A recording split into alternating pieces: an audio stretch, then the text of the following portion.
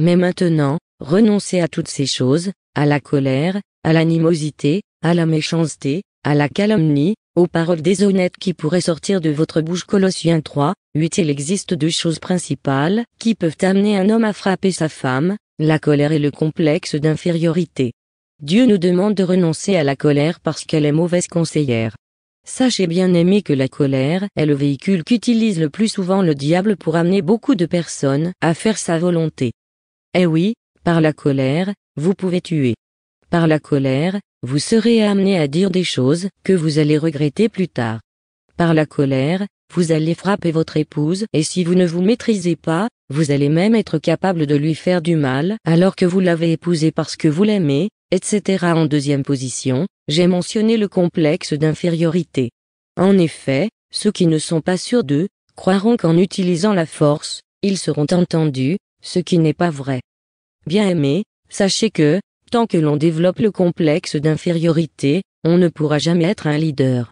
Et, si on ne peut pas gérer sa maison, on ne pourra pas non plus gérer une entreprise. Il y a une chose que les hommes violents doivent savoir, c'est que, le même Dieu qui a créé l'homme, c'est le même Dieu qui a créé la femme et il n'a jamais créé la femme pour qu'elle soit l'esclave de l'homme.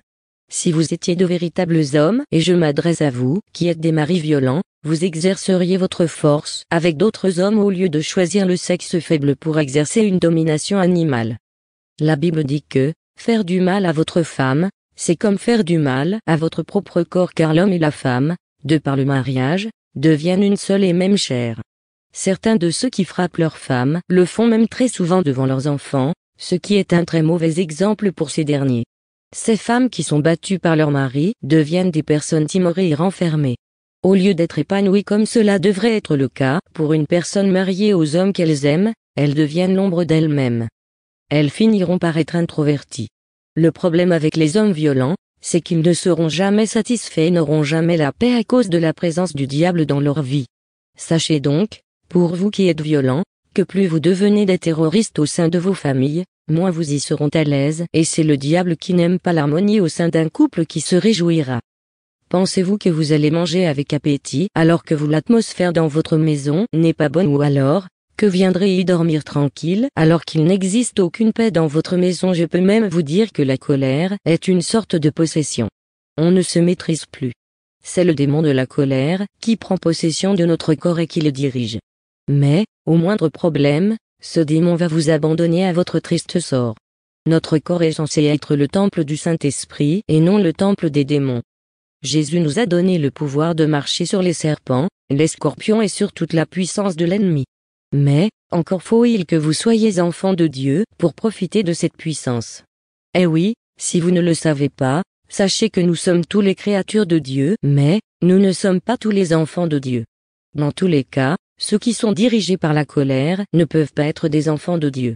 Revenez donc sur le droit chemin et faites de Jésus-Christ votre Seigneur et Sauveur personnel. Vous devez faire la prière de repentance, et, si vous ne savez comment la faire, dites tout simplement ceci après moi: Jésus, je reconnais que je suis un pécheur. Je me suis laissé guider par la colère à maintes reprises et je te demande sincèrement et humblement pardon.